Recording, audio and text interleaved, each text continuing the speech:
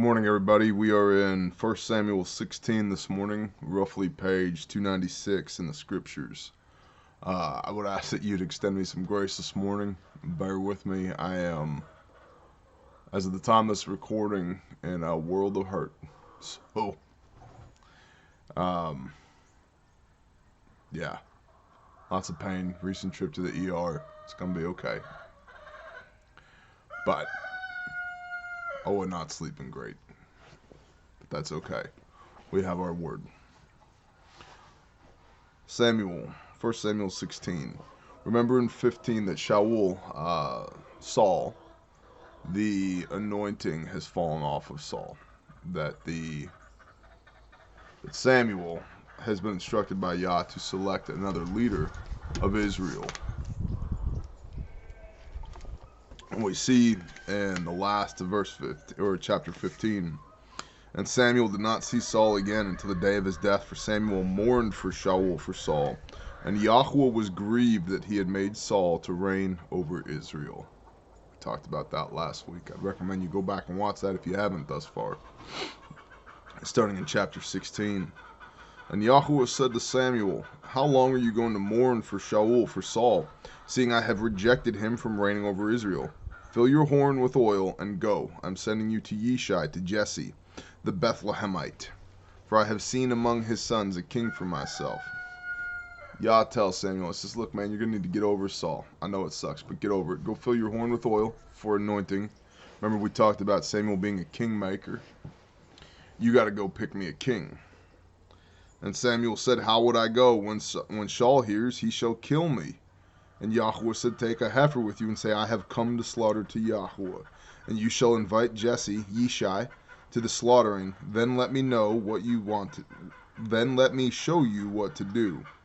And you shall anoint for me the one I say to you. And Samuel did what Yahweh said, and went to Bethlehem.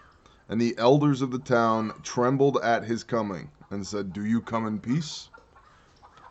Remember, this is the same guy that just hacked Agag, the king of the Amalekites, to pieces.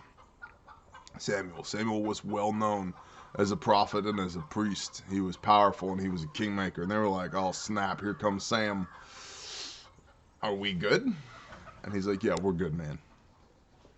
And he said, in peace I have come to slaughter to Yahweh. Set yourselves apart, and you shall come with me to the slaughtering.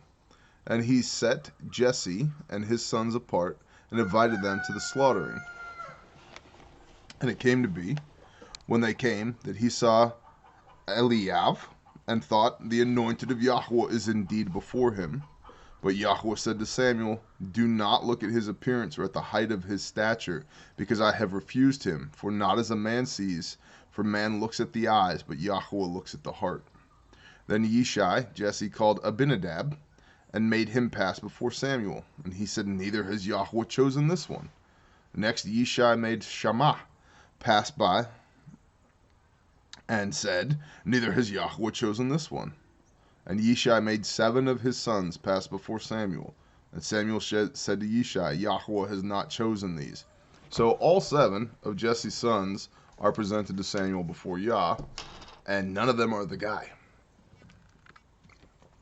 None of them are the guy.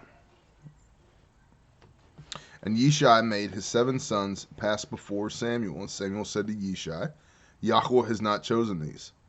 And Samuel said to Yishai, are these all the young men? And he said, there remains yet the youngest. And see, he's tending the sheep. He's like, I got another one. He's over there with the sheep. And Samuel said to Yishai, send and bring him, for we do not turn around till he comes here. And he sent and brought him in. And he was ruddy, with bright eyes, and handsome. And Yahweh said, arise, anoint him, for this is the one. And Samuel took the horn of oil, and anointed him in the midst of his brothers. And the Spirit of Yahweh came upon David from that day and onwards. And Samuel arose and went to Ramah. And the Spirit of Yahweh turned aside from Shaul, and an evil spirit from Yahweh troubled him. And the servants of Shaul said to him, look, now an evil spirit from Elohim is troubling you. Please let our master command your servants, who are before you, to seek out a man who is a skilled player of the lyre. And it shall be that when the evil spirit from Elohim is upon you, that he shall play with his hand, and you should be well. And Shaul said to his servants, please get a man that plays well, and bring him to me. So interestingly here, the spirit of Yah passes from Shaul. We knew this was coming anyway, because Shaul grieved Yah. Because, as we saw in chapter 15, Shaul was not in service to Yah.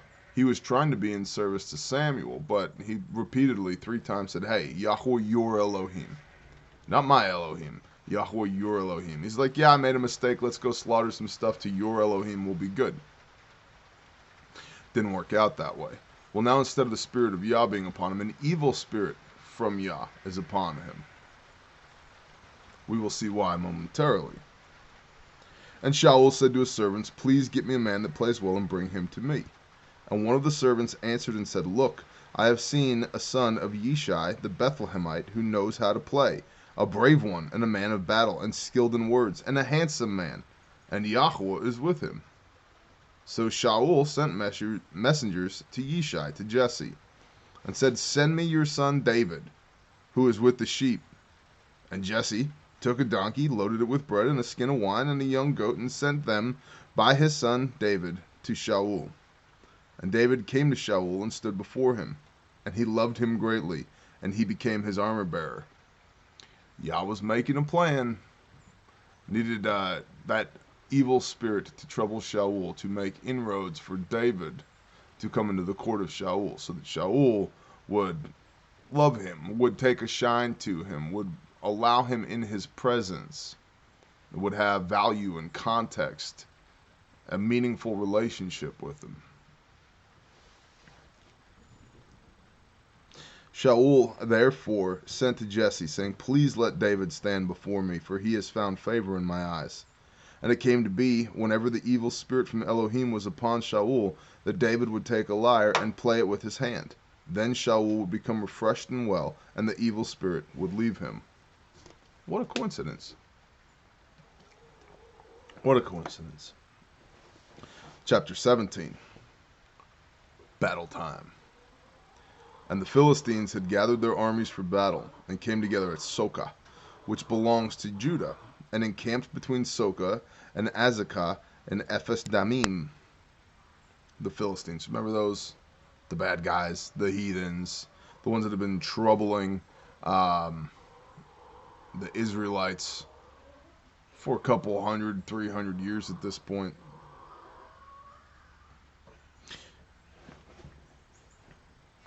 And Shaul and the men of Israel were gathered and encamped in the valley of Elah, and drew up in battle array to meet the Philistines. So they're all armored up.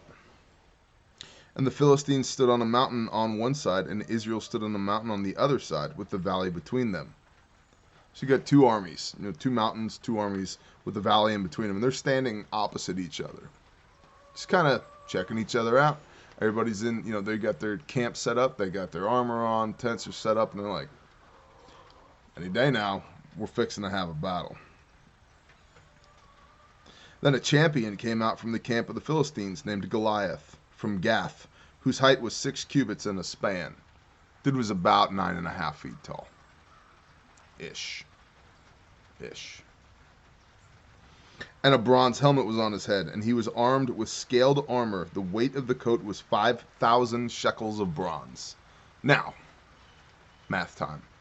A shekel of bronze, or a shekel period, per the table that's in the back of the scriptures here, which, by the way, if you don't have one of these, you can get one in our store at our cost at bearindependent.com. You can also get them at grindstoneministries.com. You can also get them at www.isr-messianic.org. And if you can't afford one, just send an email to ntxmag, November Tango X-Ray, Mike Alpha Golf at gmail.com. We will send you one for free if you can't afford one. I just need to know where to send it. Just put your address in the email. I don't need to know why you can't afford one. Judgment-free zone. We just want to give you a Bible. Since we started this little thing about a year ago, we've given away 2,700 copies of this book. So thank y'all. that support us in the doing of this, that donate Bibles for giving away. It's been absolutely awesome. Absolutely awesome. So, thank you. And there's a table in the back of this book. A shekel is 0.4 ounces. And so, he's got 5,000 shekels of bronze is his armor. So times 0.4 is 2,000 ounces. Well, 16 ounces in a pound. So 2,000 divided by 16 is 125. His armor weighed 125 pounds. Dude was pretty stout. Now, me with my line gear and rifle and war belt and plate carrier is about 97 pounds. But I'm not 9.5 foot tall. So this guy was... he was something else, okay? And bronze shin guards on his legs, and a bronze spear between his shoulders. And the wood of his spear was like a weaver's beam. Big, chunky. And his iron spearhead weighed 600 shekels. It's about 15 pounds. And a shield bearer went before him. And he stood and shouted to the armies of Israel and said to them, "Why have you come out to line up for battle? Am I not a Philistine, and you the servants of Shaul? Choose a man for yourselves, and let him come down to me. If he is able to fight with me, and shall strike me, then we shall be your servants. But if I overcome him and shall strike him, then you shall be our servants and serve us." Essentially, a battle of the champions here, trial by combat. Hey, why are we all going to fight? Let's just, my best guy against your best guy. The losers got to serve the winners. Let's do it. Then the Philistine said, this being Goliath, "This day I shall reproach the armies of Israel. Give me a man, and let us fight together." And Shaul and all Israel heard these words of the Philistine, and they were broken down and in great fear. Now David was the son of the Ephrathite of Bethlehem in Judah, whose name was Yishai. And he had 8 sons, Yishai did, in the days of Shaul, and the man was old among men.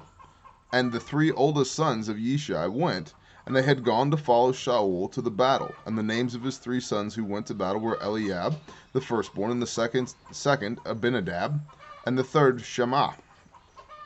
And David was the youngest, and the 3 oldest followed Shaul.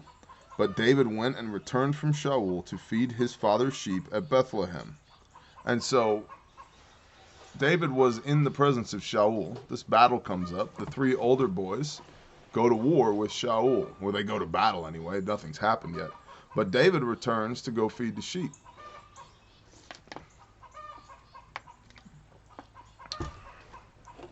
Don't have the courage for David to remain in the presence of Shaul when the 3 older boys are gone too. He's got to go back and tend the sheep. But David went and returned from Shaul to feed his father's sheep at Bethlehem. And for 40 days the Philistines drew near, morning and evening, and took his stand. 40 days. What an interesting number. 40 is the number of transformation in the Bible. 40 days Yeshua fasted in the wilderness. 40 days he was here on earth after he was resurrected with the early church before he ascended into the heavens. 40 days Noah was on the ark. 40 days the Israelites wandered the wilderness, then rejected the promised land, and then wandered for 40 years, a day for a year and a year for a day. 40 days Moses was on the mountain to receive the law. 40 is a recurring theme in the Bible, and it means a period of transformation. So this is a precursor. This is a nod of the cap to the fact that big changes in Israel are coming. And for 40 days the Philistine drew near, morning and evening, and took his stand. Then Yishai said to his son David, "Please take to your brothers an ephah of this dried grain and these 10 loaves, and run to your brothers at the camp. And take these 10 cheeses to the commander of the 1,000, and see how your brothers are, and bring back news of them." So Jesse sends David to the scene of the battle with some bread, some flour, or grain, and some cheese, and says, "Hey, go drop this off to your brothers so they got something to eat, and bring back some intel for me." For Shaul and they and all the men of Israel were in the valley of Elah, fighting with the Philistines. And David rose up early in the morning, and left the sheep with the herdsmen, and took and went as Yishai, as Jesse had commanded him. And he came to the camp as the army was going out to fight, and they shouted for battle. And Israel and the Philistines drew up in the battle array, army against army. And David left his supplies in the hand of the keeper of the supplies, and ran to the army, and came and greeted his brothers. And he was speaking with them, and saw the champion, the Philistine of Gath, Goliath by name, coming up from the armies of the Philistines. And he spoke according to the same words, and David heard. And all the men of Israel, when they saw the man, ran from him, and they were in great fear. And the men of Israel said, Have you seen this man who has come up? For he has come up to reproach Israel. And it shall be that the man who strikes him, the king is going to enrich him with great riches, and give him his daughter, and give his father's house exemption in Israel. And David spoke to the men who stood by, saying, What shall be done for the man who strikes this Philistine, and shall take away the reproach from Israel? For who is this uncircumcised Philistine, that he should reproach the armies of the living Elohim? It's interesting here, because at least the guys that David's talking to in the army of Israel are more concerned about the material payoff here. The king is going to give you his daughter, and you'll be exempt from taxes, and you're going to be made rich. And David's like, yeah, but who is this scumbag, this uncircumcised heathen, to talk trash about the army of Elohim? Two different thought processes here.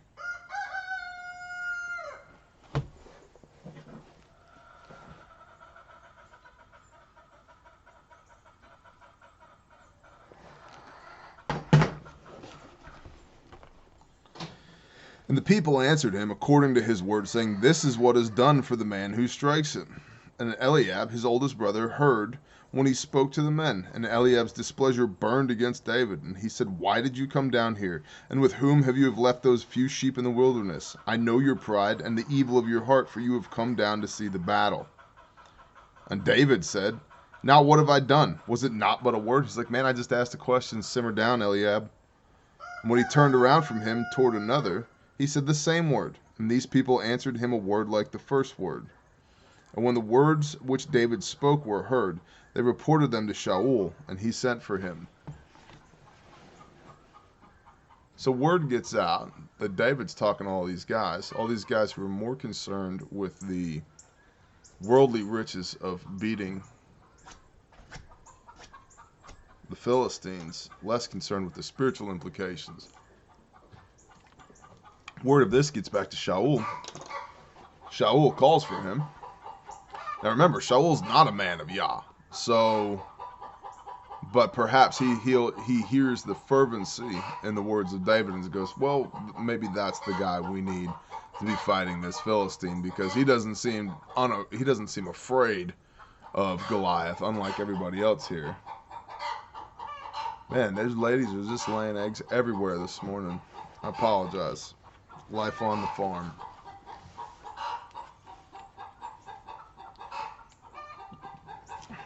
And David said to Shaul, so David is now speaking to the king, let no man's heart fail because of him. Your servant is going, him being Goliath, your servant is going and shall fight with this Philistine. And Shaul said to David, you are not able to go against this Philistine to fight with him, for you're but a kid, you're but a youth, and he is a man of battle from his youth. He's been a professional soldier his whole life. Then David said to Shaul, your servant has been tending sheep for his father, and when a lion or a bear came and took a lamb out of the flock, I went out after it, and I struck it, and I rescued it from its mouth. And when it rose against me, I took hold of it by its beard and struck it and killed it.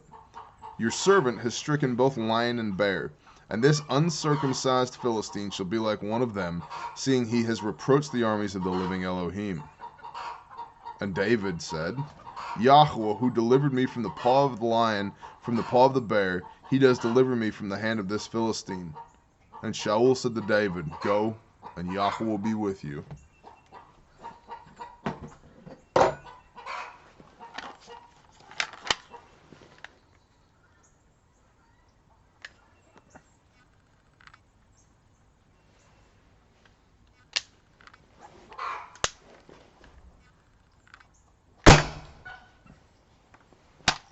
Safety on.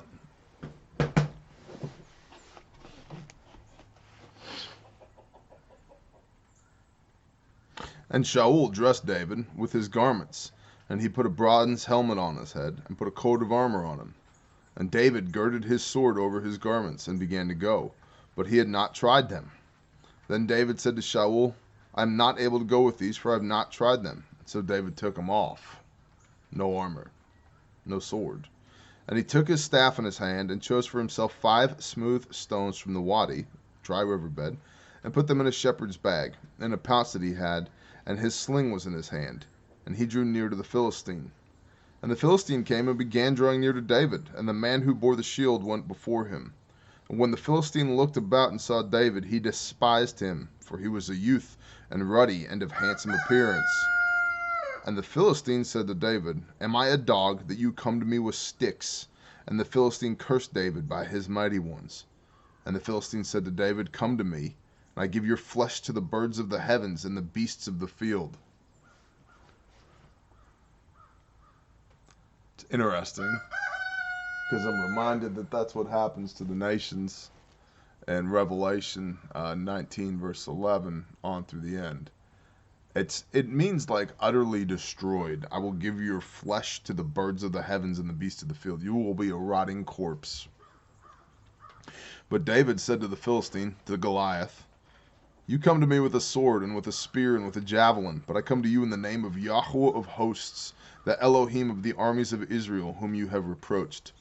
This day Yahweh shall deliver you into my hand, and I shall strike you and take your head from you, and give the carcass of the camp of the Philistines today to the birds of the heavens and the wild beasts of the earth, so that all the earth know that Elohim is for Israel.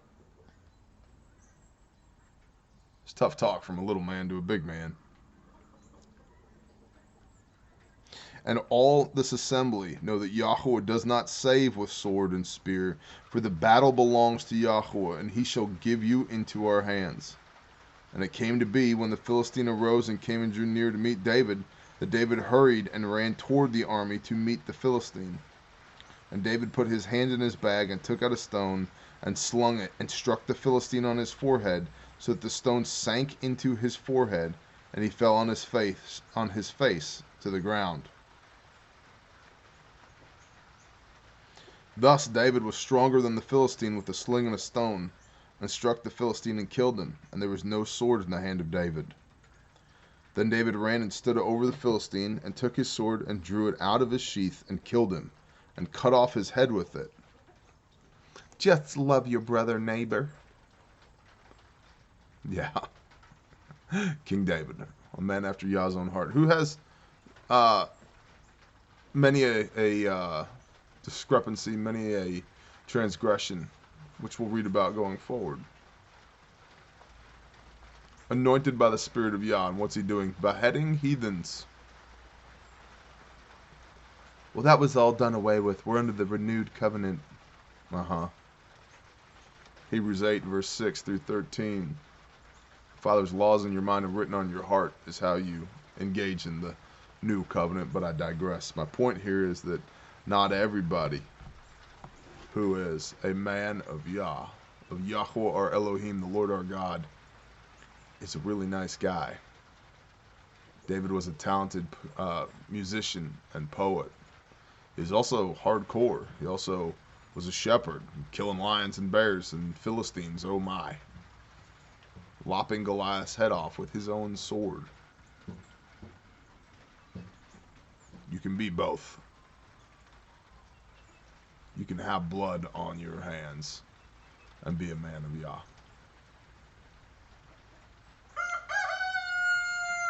Chicken says amen. Then David ran and stood over the Philistine and took his sword and drew it out of its sheath and killed him and cut off his head with it. And when the Philistines saw that their champion was dead, they fled. And the men of Israel and Judah arose and shouted and pursued the Philistines as far as the entrance of the valley and the gates of Ekron. And the wounded of the Philistines fell along the way to Shirayarim, even as far as Gath and Ekron. Then the children of Israel turned back from chasing the Philistines, and they plundered their camps. And David took the head of the Philistine and brought it to Jerusalem, and he put his weapons in his tent. And when Shaul saw David going out against the Philistine, he said to Abner, the commander of the army, Abner, whose son is this youth? And Abner said, As your soul lives, O king, I do not know. And the sovereign said, Ask whose son this young man is. And when David returned from striking the Philistine, Abner took him and brought him before Shaul with the head of the Philistine in his hand. And Shaul said to him, Whose son are you, young man? And David said, The son of your servant Yishai, the Bethlehemite. We'll end there today. Now, Shaul knew David, and he knew, I mean, maybe even anecdotally, that David was the son of Jesse, because he'd sent to Jesse to have David come into his presence at the courts. But maybe he'd forgotten. Maybe he needed a little reminder. He's like, whose kid are you? Oh, Jesse. Roger that. So, that's the biblical David and Goliath account, y'all. My eyes are heavy, and my everything hurts. Bless y'all. Shalom.